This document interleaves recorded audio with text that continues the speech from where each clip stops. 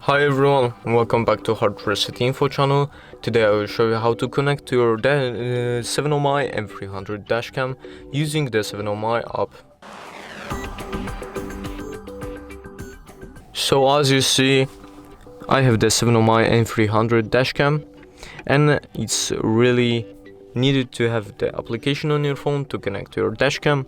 So all you need to do is just install the 7ohmii application, and I will quickly go through the process how to actually connect with the dash cam. So click the plus, click allow, then click dash cam without screen, and then click connecting to the dash cam hotspot, then click only this time and click 7ohmii M300 AA6. I've already connected to it once before, so I don't have it, but all you need to do is just follow the orders, take the initial password, and then please confirm the authorization. Just click the button on the top of the dash cam, and as you see, it's already initializing and I'm already connected. Thank you guys for watching this video. I hope you guys enjoyed this video. Leave a like and subscribe, and see you guys in the next one.